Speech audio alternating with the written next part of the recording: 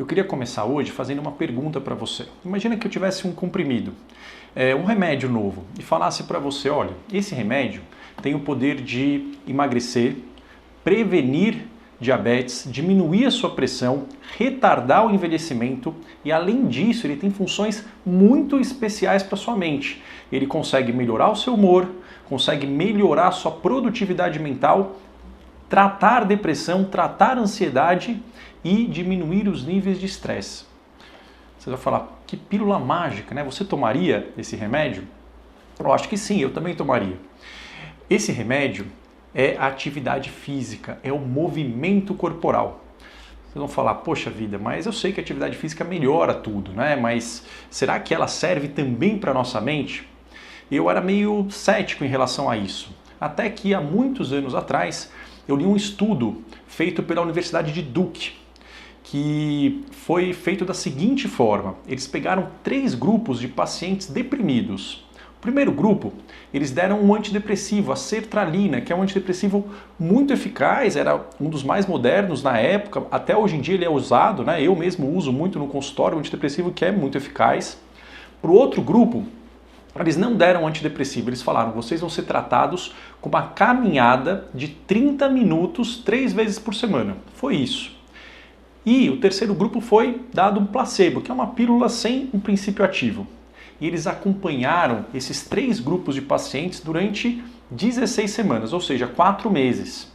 Qual que foi o resultado? O grupo que tomou o medicamento antidepressivo, a sertralina, melhorou da depressão. Melhorou na mesma proporção do que o grupo que fez a caminhada 3 vezes por semana. Isso foi incrível, ou seja, a caminhada 3 vezes por semana se mostrou tão eficaz quanto uma medicação antidepressiva de primeira linha.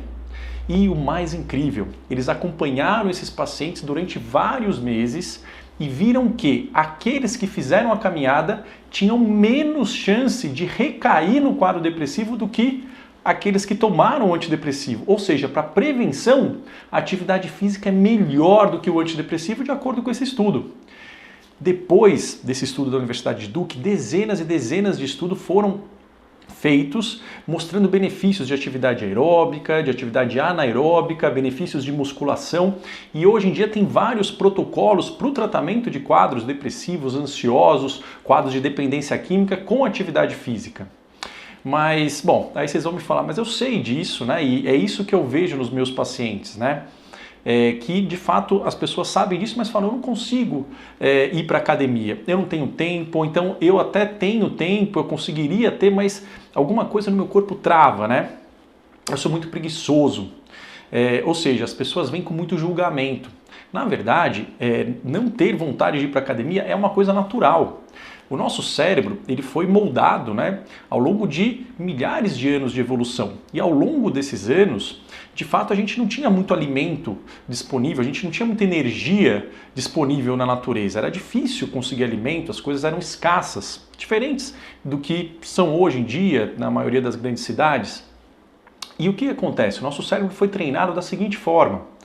Você faça movimento se tiver um objetivo. Se não tiver um objetivo, um propósito, economize o máximo de energia que você puder. Então, imagine o nosso cérebro que foi moldado, de acordo com a psicologia evolutiva dessa forma, chegar e se deparar frente a uma esteira. Aquilo não tem um propósito, porque de fato a gente não está indo a nenhum lugar. O propósito não tem um objetivo definido. É comum liberar, de fato, né, digamos, é comum que nós tenhamos essa sensação de paralisação, de esquiva, né, de acordo com a psicologia comportamental. A gente não vai querer fazer aquilo. É muito difícil começar. Depois que começa, claro que o exercício o movimento gera movimento, mas o início, olhar para aquela esteira, para aquela bicicleta ergométrica, para aquele aparelho de musculação, não é natural. Ou seja, a academia não é algo natural para o nosso cérebro. E olha só, vocês lembram do estudo da Universidade de Duke? O que foi visto? Que precisa de uma repetição do exercício, né? Eles fizeram por 4 meses, e o suficiente é uma caminhada rápida. Então, às vezes a gente coloca muitas barreiras para começar a fazer atividade física, quando o nosso cérebro vai se beneficiar de uma coisa muito mais simples. Então, dicas para a gente iniciar seria o quê? A gente enganar o nosso cérebro e colocar uma atividade que seja fácil, prazerosa e que tenha algum propósito.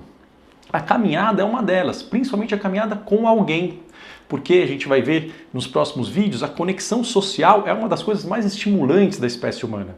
Então, fazer com alguém uma caminhada rápida 3 vezes por semana vai melhorar o seu humor, tanto quanto um antidepressivo, ao longo aí de 16 semanas. A gente pode também tentar colocar atividades que sejam mais prazerosas especificamente para algumas pessoas do que outras. Então tem pessoas que gostam muito de andar de bicicleta, tem pessoas que gostam muito de fazer esportes. Colocar algo que tenha um objetivo e que tenha menos dificuldades, menos barreiras para começar, isso é algo que é extremamente benéfico. E falando da caminhada rápida, qual que é o tipo de caminhada que foi estudado? É um tipo chamado de brisk walking. Como é que é isso? É você andar como se você tivesse atrasado para pegar um avião, para pegar um ônibus. Uma outra dica é você andar a ponto de você conseguir falar uma frase e ficar ofegante no final. Ou seja, você quase não consegue completar a frase porque você está ofegante.